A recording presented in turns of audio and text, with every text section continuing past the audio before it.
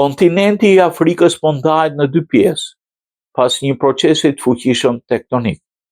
Shkencëtarët kanë konfirmuar se Afrika po ndahet gradualisht në dy kontinente si pasojë një procesi të fuqishëm tektonik, që po përparon më shpejt nëse mendojmë më parë.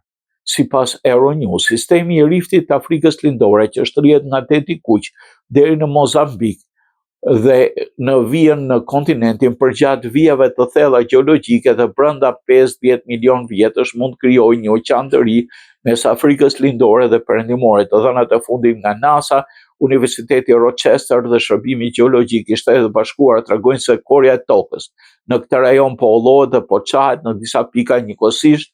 Në disa zone janë zbuluar shenja të hershme të formimit të korës oqeanike, ka treguar se procesi ka kaluar nga faza kontinentale në atë detare, matjet satelitore kanë regjistruar zgjerim të dukshëm të luginave dhe çareve me kalimin e viteve.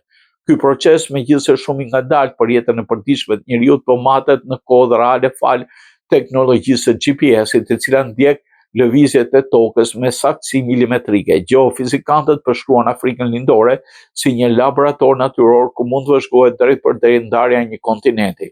Një nga ngjarjet më të spikatura ndodhi në vitin 2005, ku një shkëtirë në Etiopis u hap brenda pak ditësh një çare rreth 56 kilometra e gjatë.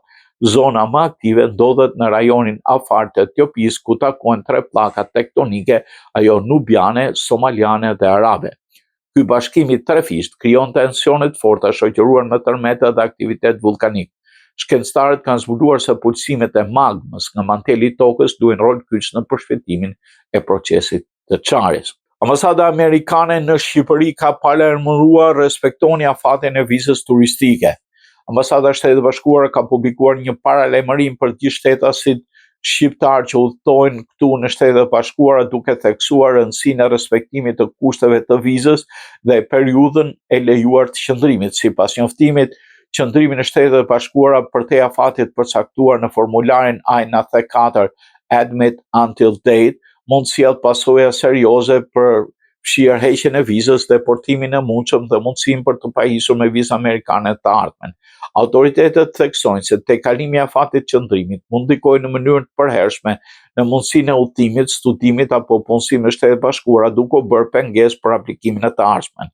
Ambasada u bëri thirrje udhëtarëve shqiptar që të informohen saktë mbi datën e lejuar të qëndrimit dhe të largohen nga territori amerikan brenda afatit përcaktuar për të shmangur probleme ligjore dhe pasoja afatgjata. Këto do të kontrollohen qysh nga bileta e marrjes apo e largimit.